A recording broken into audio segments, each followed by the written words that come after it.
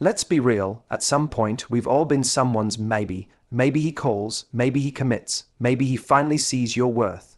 And during that maybe, you give him loyalty, attention, and energy while he gives you crumbs. But here's the truth, you can't convince someone to value you by loving them harder. You teach people how to treat you by how you treat yourself. This isn't about revenge, it's about respect for yourself.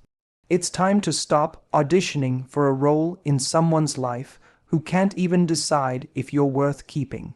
You were his option, now you become the standard he'll never reach again. Let's talk about how. When someone only reaches out when it's convenient for them, what they're really telling you is that you're not a priority, you're a placeholder. And the hard part, it rarely feels that obvious at first. It often starts with inconsistency that we explain away. They're busy, they're stressed, they just need time. But over time, the pattern becomes clear. They contact you when it suits them, when they're bored, when they want attention or comfort. And because you care, you show up again and again. You respond, you give energy, you hold space, you stay available. But deep down, something doesn't feel right. You start wondering why you're always initiating, why you're the one holding the connection together, why it feels like if you stopped reaching out, the entire relationship, situationship, friendship, whatever it is, would just evaporate. That's the first sign you're being treated like an option. And here's the truth, when you accept being an option, you're silently teaching the other person that this is okay. That you're willing to play a side role in their story. You don't mean to, of course. You might tell yourself you're just being patient, understanding, or giving it time to grow. But love, or even basic respect, should never be one-sided. You deserve mutual effort, not breadcrumbs. Now, most people think making someone regret losing you is about going cold, being harsh, or playing games. It's not. It starts with reclaiming your self-worth. It starts with asking yourself, why am I continuously offering my time, energy, and affection to someone who shows me I'm not a priority? When someone only gives you the minimum required to keep you around, the bravest and most powerful move you can make is to stop showing up. Not out of bitterness, but out of self-respect. Because if someone can't meet you halfway, you shouldn't be dragging the relationship to the finish line. Walking away doesn't mean you didn't care. It means you finally decided to care about yourself too. It's not punishment, it's a boundary, and that boundary sends a message far louder than any angry text or passive-aggressive silence ever could. It says, I'm not going to keep investing in something that doesn't pour back into me, and trust me, that silence. That absence, it speaks volumes. When you stop showing up where you're not valued, people notice. Maybe not right away, but eventually, the space you used to fill becomes undeniable. People start to feel the weight of your absence, the consistency you offered, the emotional safety you created, the kindness you gave so freely. And that's when regret begins to creep in, not because you tried to make them feel it, but because you stopped shielding them from it. They suddenly realize that what they treated as casual was actually rare, that the person they kept on standby had the power to walk away and never look back. And it's important to remember, regret isn't your responsibility to manage, it's theirs to feel. Your job is not to wait around for someone to get it. Your job is to stop lowering your standards just because someone else won't rise to meet them. You stop showing up where you're not valued by redirecting that time and energy into your own life, into people who do show up, into passions, friendships, goals, and environments that reflect the kind of respect and reciprocity you deserve. When you do that not out of revenge, but out of love for yourself, you shift the entire dynamic. You're no longer the person hoping to be chosen. You become the person who chooses, and that quiet strength, that decision to walk away from being an option, becomes the very thing that turns the tables. Because nothing is more attractive, more powerful, or more unforgettable than someone who knows exactly what they deserve and refuses to settle for less. When you've spent time chasing someone who never fully chose you, it's easy to lose sight of how much power you actually have. You start tying your self-worth to their attention, their texts, their approval. You wait for the moment they finally wake up and see what they had in front of them. But here's the thing, waiting for someone to appreciate you while you're still in their orbit often does the opposite. They don't feel your value, they take it for granted because you're always there, because your energy is constant. Because, no matter how little they give, you keep giving more, hoping it'll be enough to tip the scale. But what actually makes people take notice, what truly makes someone regret not choosing you, isn't louder words or bigger gestures. It's where you place your energy, and when you stop pouring it into someone who isn't meeting you halfway, and start pouring it into yourself and the people who show up for you, everything changes. The entire balance shifts. That's when you stop being someone's convenience and start being someone they have to earn. Regret doesn't come from you telling someone they lost something great. It comes when they feel the loss. When they realize they don't have access to the emotional connection, support, and warmth they once took for granted. That only happens when you redirect your energy, when you pull it back from someone who made you feel optional and start investing it where it's truly seen and valued. That energy, when protected and placed intentionally, becomes magnetic. People can feel when your focus is no longer centered on chasing them. And they feel the distance, they feel the shift. Now, this isn't about pretending to move on just to get a reaction. That's still giving them control. This is about genuinely refocusing. It's about making a decision to no longer sit in places where you're not fully chosen. It's about looking around and realizing how many other people, friends, family, mentors, even strangers, are willing to give you the kind of consistency and presence you were begging from the wrong person, and when you start nurturing those connections, your self-worth starts to rebuild. More than that, you begin to see yourself again, not through their inconsistent lens, but through your own. You stop asking, why wasn't I enough for them, and start asking, why was I trying to convince someone who couldn't even see me? And that shift is everything. That's what leads to real confidence, not performative, not forced, but deeply rooted confidence that comes from aligning your time and energy with people who choose you fully. The irony is, this is usually the point when the person who once treated you like an option starts to notice. Because your absence creates a vacuum, the emotional support, the attention, the care, they're not there anymore. And no, they may not come back in the way you hoped or with the growth you deserve, but the regret. It starts to settle in, not because you manipulated them into feeling it, but because you stopped shielding them from the reality of their choices. You let them experience the consequence of not choosing you when they had the chance, but whether or not they regret it isn't really the point. The point is that your life no longer revolves around someone who couldn't appreciate you. Your life now revolves around people, opportunities, and experiences that do. And when you shift your energy like that, when you stop fighting to be seen and start surrounding yourself with people who already see you, something incredible happens. You realize that you were never the problem. You just needed to stop giving your best to someone who wasn't ready to receive it.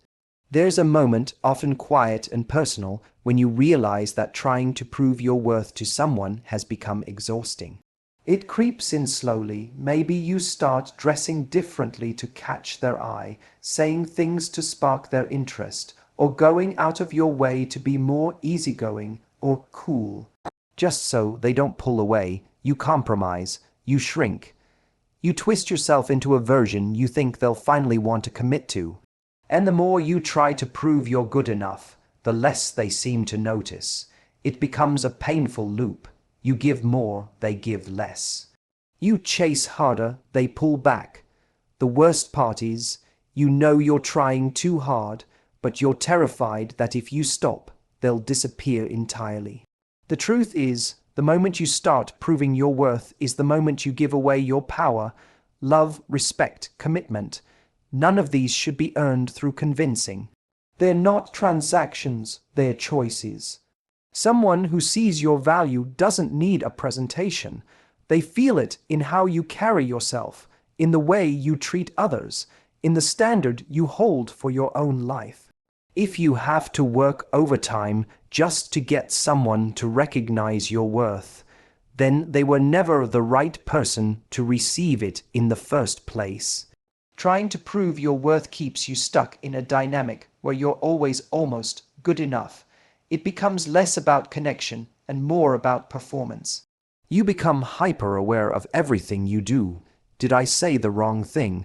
Did I come off too needy? Was I too available? Not available enough. It's emotional whiplash, and it erodes your self-esteem from the inside out. You begin to believe that your worth is dependent on how well you can play the role they seem to want, when in reality, the role was never meant for you. You're not meant to audition for love. You're meant to be in a relationship where your natural, unfiltered self is more than enough. When you stop trying to prove your worth and start living it instead, everything changes. You begin to show up differently. Not with arrogance, but with grounded confidence. You start asking better questions. Does this person make me feel safe? Do I feel seen? Do they respect my time, my boundaries, my goals? And if the answer is no, you walk away, not because you don't care, but because you care about yourself more. That's not coldness, that's self-respect. Living your worth means you stop negotiating your non-negotiables. You stop explaining why you deserve to be treated well. You stop tolerating lukewarm interest and emotional breadcrumbs. Instead, you hold space for the kind of connection that doesn't require you to dim your light. You start investing that emotional energy into your own growth, your career, your friendships, your health, your dreams. You become someone who is too busy living fully to beg someone to love you halfway, and that's when people notice. That's when regret starts to sink in, because the version of you that used to overextend, to people, please, to chase, is no longer there. In their place is someone who doesn't need external validation to feel whole, someone who chooses themselves. And there is nothing more powerful or more attractive than that. Regret isn't something you need to chase. You don't have to orchestrate it, manipulate it, or wait around hoping for it. It happens naturally when you stop trying to be enough for someone and finally recognize that you already are. When you live your worth instead of trying to prove it, you stop being someone's option and start being someone they realize they never deserved in the first place. There comes a point where words lose their power. You've explained yourself, expressed your feelings, maybe even cried or begged for understanding, and still nothing changes. He doesn't hear you, or maybe he hears you and still doesn't care enough to act. That's when you realize talking more won't make him treat you better. Arguing, explaining, over-communicating, it just keeps you in a cycle where you're the one working to fix something that can't be fixed by one person alone. And at some point, you reach your limit. You stop talking, not because you're playing games, but because you're done wasting your voice on someone who refuses to listen. Distance and silence aren't about punishment, they're about clarity. When you remove your constant presence from someone's life, you remove the comfort they once took for granted.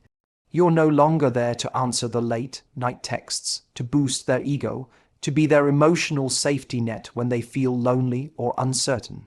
And that absence, more than anything you could ever say, becomes a loud message. It says, I'm no longer available to be treated this way. It's not revenge.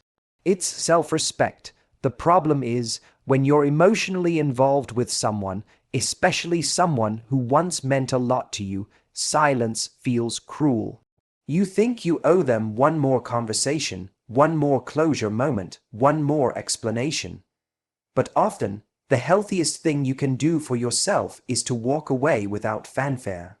Not because you don't care, but because you've finally realized your voice is valuable, and it's not meant to be wasted trying to convince someone to love you properly. People don't always appreciate what they have until they no longer have access to it. That's just human nature. When you're always there, replying instantly, showing up, forgiving, staying, there's no urgency for them to change. Why would there be? They know you'll be around, no matter how they act. But when that access is gone, when they reach out and there's silence, when they look for you and you're not there, it triggers something. They start to feel the reality of what they lost. They start to realize that your presence wasn't a given, it was a gift. And the beauty of silence is that it puts the responsibility back on them. It forces them to sit with the consequences of their behavior. It makes them wonder, question, replay moments in their mind and ask themselves why you left, what they did wrong, what they should have done differently. That internal process is far more powerful than anything you could have tried to explain one more time. But here's the deeper truth. Silence isn't just a message to them, it's also a healing tool for you. It gives you space to think clearly, to reconnect with yourself, to detach emotionally from someone who couldn't give you what you needed. It's a reset. It's a boundary.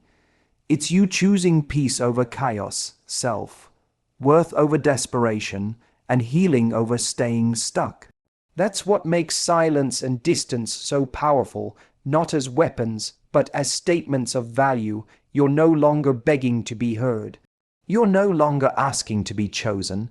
You're choosing yourself, and in doing so, you're creating a life where only the people who truly see you and want to be there will stay. And the ones who don't, they'll hear your silence louder than they ever listen to your words. There's a moment after heartbreak where you're left with a choice. You can stay in the pain, analyzing every detail of what went wrong, wondering why he didn't see your value, what you could have done differently, how it all could have been saved. Or you can shift. You can choose to stop asking questions that keep you stuck and instead ask yourself one that moves you forward. What do I want to become now that I'm free from someone who didn't truly value me? Because the truth is, the best revenge isn't about proving someone wrong or making them miss you. It's about becoming so aligned with your worth, your goals, and your happiness that the version of you who once waited for crumbs becomes unrecognizable. Growth is louder than any words you could say to them. It's not petty, it's not performative, it's personal. You grow because you're done making yourself small to fit into someone else's limited view of love. You evolve because you finally see what they didn't. You were always too much for someone who was never enough.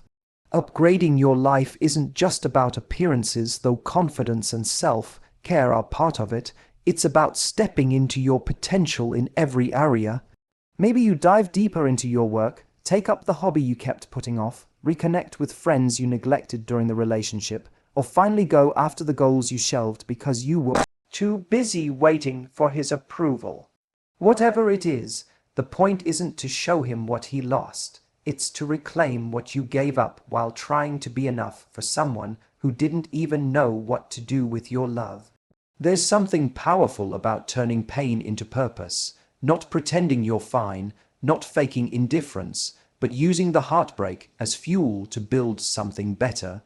That version of you that stayed up waiting for a call, that forgave too easily, that lowered your standards just to keep the peace. She's not gone, she's just evolved. She learned, she got stronger, and now she's channeling everything she gave away back into herself. And here's the thing, when you genuinely upgrade your life not to impress him, but to honor yourself, he'll notice. Not because you're flaunting it, but because he'll feel the absence of your old self, the one who would have replied instantly, the one who would have made excuses for him, the one who would have settled. That version of you is no longer accessible. And that realization hits differently, not just because of who you've become, but because of what he lost the chance to grow with. But more importantly, you notice, you start waking up with more peace. You stop overanalyzing texts that never came. You no longer feel the need to convince anyone of your worth because you've finally proven it to yourself. And that's what real healing looks like. It's quiet, steady, powerful. It's in the little wins, setting boundaries, saying no to what no longer serves you, choosing solitude over low-effort attention, and holding yourself to the standard you always hoped someone else would uphold. This journey of growth isn't about making him regret losing you. That's just a byproduct. The real reward is becoming someone who no longer has to fight to be seen, someone who doesn't chase love, they attract it. Because when you show up for yourself in that way, the energy you carry shifts. You become someone who doesn't just look healed, you are healed. And the people who couldn't meet you before, they'll be left watching from a distance, wishing they had treated you better when they had the chance. It's natural to want closure when someone you cared about takes you for granted and then suddenly realizes what they lost. We want an apology, an explanation, or at least some acknowledgement that their actions hurt us. But the truth is, closure isn't something someone else gives you. It's something you create for yourself. Holding on to the hope that they'll come back with regret, remorse, or a change of heart can keep you trapped in a cycle of waiting, hoping, and hurting. That's why letting their regret be their lesson, and not your closure, is so important. When someone finally understands what they lost, it's because they've had time to reflect on their actions and the consequences. That regret is their burden to carry, their growth opportunity. It's a moment that belongs to them, not you. You don't need to wait for that moment to feel whole or to move forward. In fact, waiting for it can keep you stuck, holding your life hostage to someone else's journey. Your closure comes from within.